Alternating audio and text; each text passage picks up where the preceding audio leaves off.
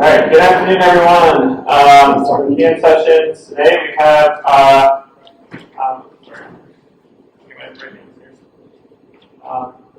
Tim Skrotzki, Senior Market Lead for Elevate, a nonprofit dedicated to promoting smarter energy use for all, and Ali Dirul, Founder and Engineering Director for Ryter Cooperative Industries at a Highland Park Renewable Energy Project Management firm.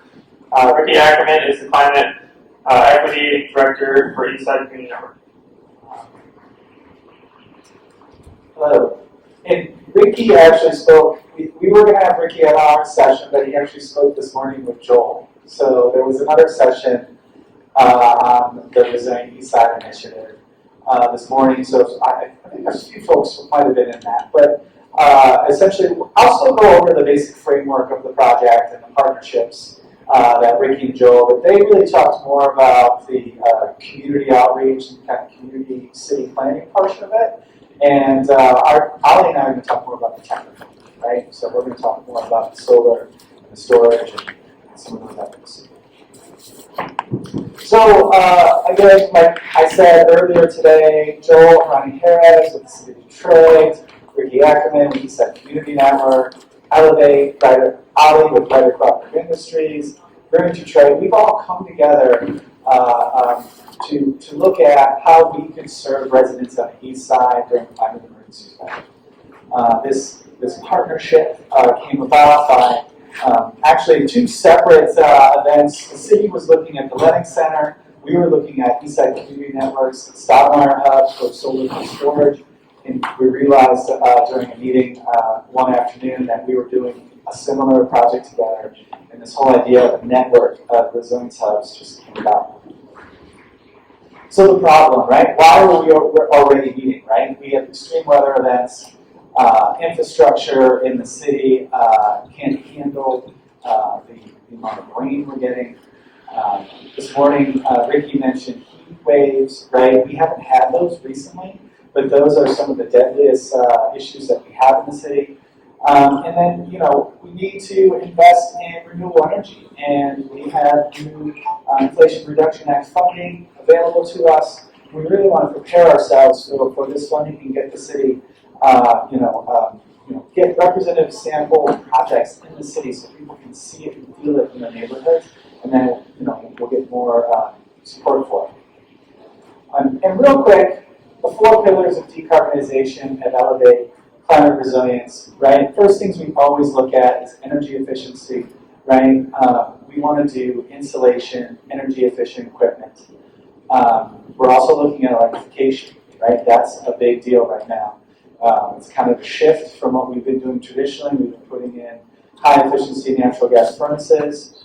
The new goal now is to electrify everything. GTE is shifting to renewable energy, and then we want to put renewables on the rooftop. So that's how we're going to decarbonize our economy.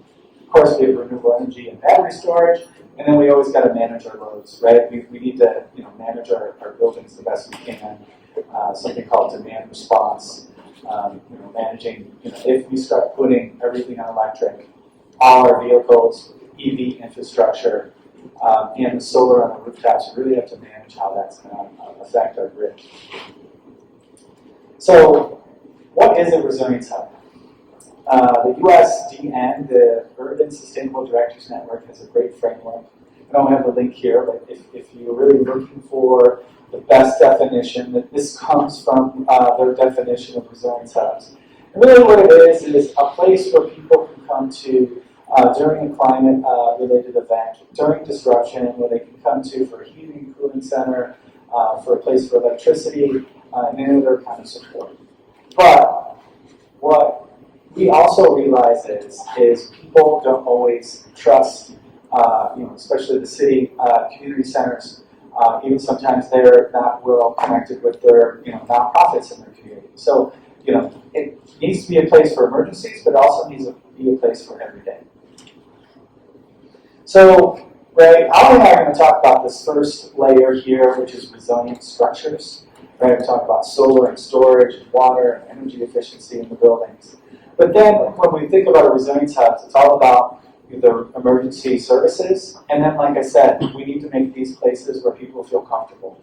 The engagement, communications, and then especially the programmatic services. How can we better serve the residents? And that's not just giving them a place for shelter when the power is out. It's giving them a place where they can identify how to rehab their home so it's more resilient, right? We want everyone's home to be this resilient, not just a hub. And so these hubs will be places where people can get information. Right? We have tons and tons, billions of dollars coming in from the Inflation Reduction Act, where people are going to be able to get access to funds for like electrification. And these hubs will be places where people can get that information. So I'm going to hand it over to Ali here, and he's going to talk a little bit about the Lennox Center. Ali's with Ryter Cooperative Industries. Alrighty, so as we look into some of these projects, we actually go through and actually look through some of the resiliency hubs that we actually have planned for currently. This one is going on Detroit's Eastside. See, it's kind of off the river. This is near Jefferson, Lakewood area. That's a community center that is, like we mentioned, a network of community centers. So we're actually selecting areas that really are already being used, that people already go to, people already congregate at and actually utilize the resources. So we want to be able to have networks around the city that people can go to. And so the ones that we primarily in this first pilot have looked at is the Lennox Center. There's also Brilliant Detroit House on the east side as well, and another one is Eastside Community Network.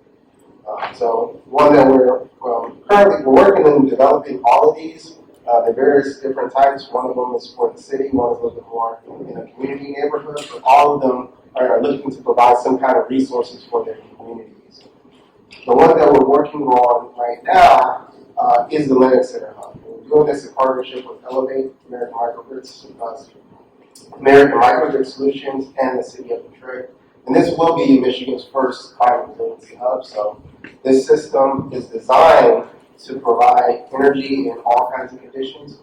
So it's going to be outfitted with solar, battery storage technology, as well as generators. So we have almost quadruple redundancy for power, such that if the main power grid goes down, there's backup resiliency so that people that are coming from the community can still utilize services. They can still either have heat or have a pool, what the climate's calling for.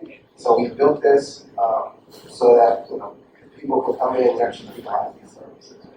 One thing that comes up is what's the opportunity for solar plus storage, especially in Michigan? So you can kind of see that solar plus storage, the demand for it actually has been increasing.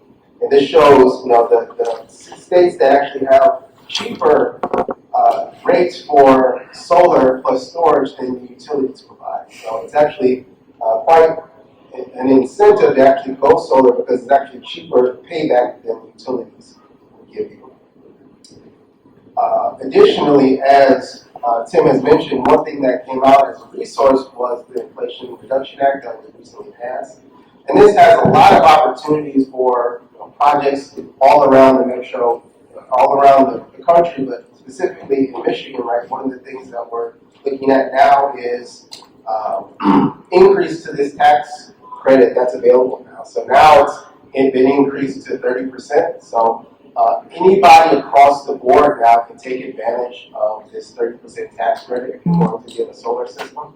Starting in 2023, if you're trying to get a battery system, you can get 30% for that. As well as commercial and community spaces, 30% for those. And in addition to that, there's also might be available for another 10 or 20% depending on if you are in underserved neighborhoods, depending on your zip code, and what kind of nonprofits that you have. So these are things that are available.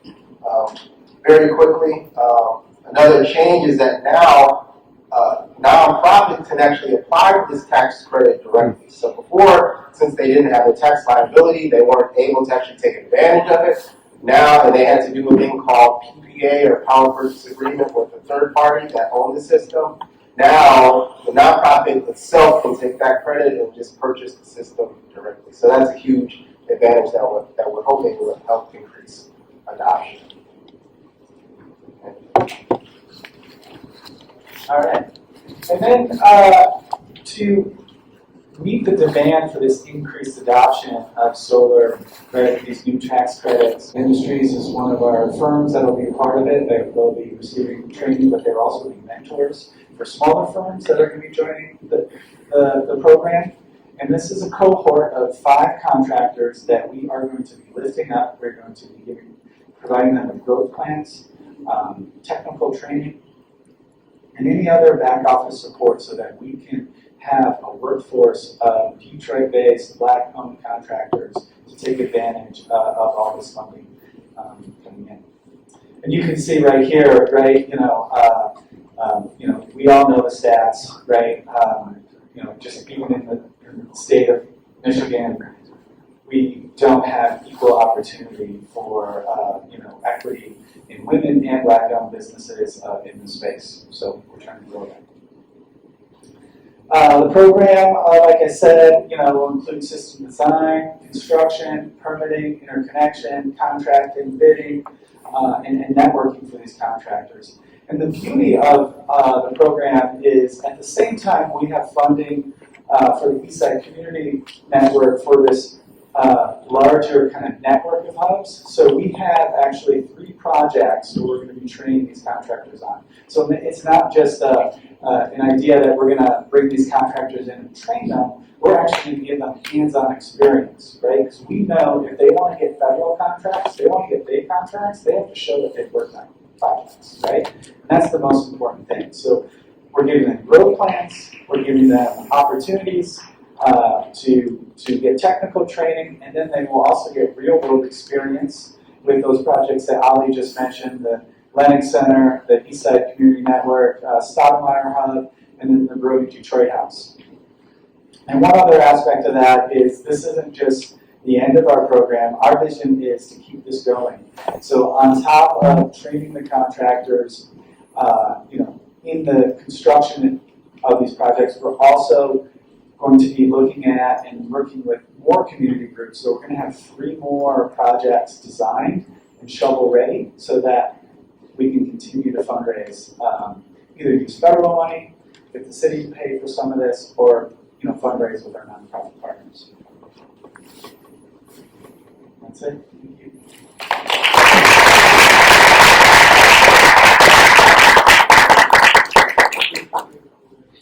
Oh, yeah. Any questions? So Lennox Center, is that a new build? Yeah, so Lennox Center was flooded, the original Lennox Center was flooded 5 years ago, 6 years ago, maybe? 2016, so 6 years ago.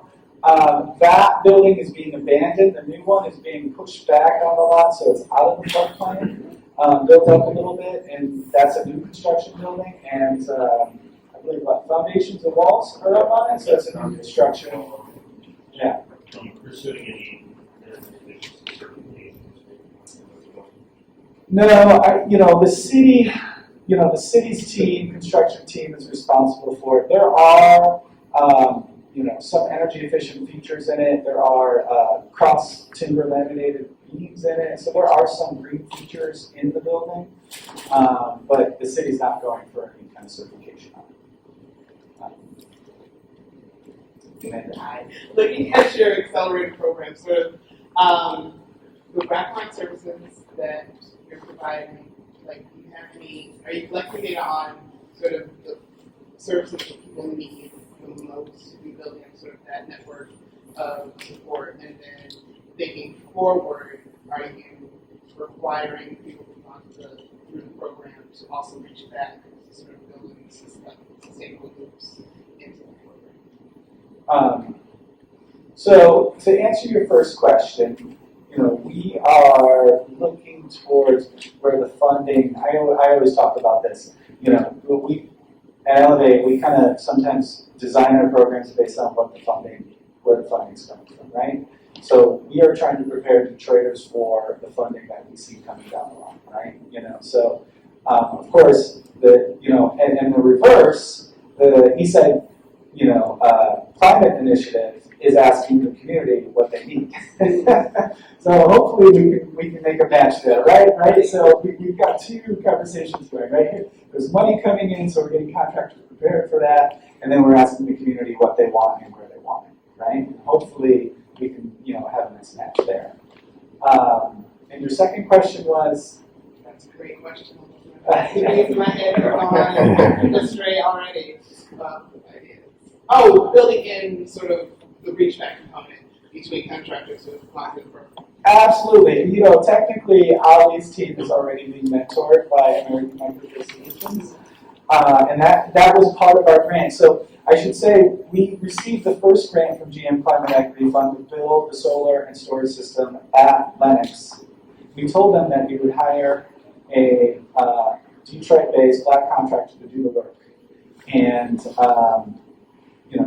we're having success with it, and then we said, we want to do 5 more. So we want to build up 5 more.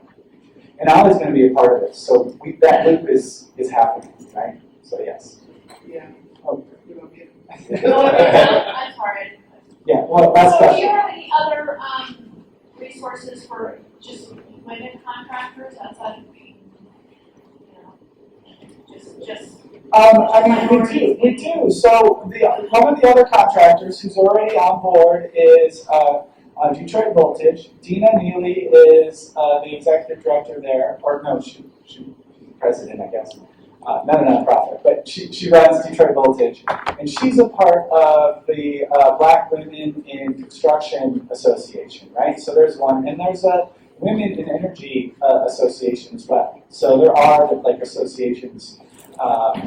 resources and opportunities and well, I mean, women are we are going to be working with the Black women in construction. So yes. well, I'm not. I know. I'm asking for myself as a contractor. Yes. Let's talk afterwards. We can discuss. Another round of applause.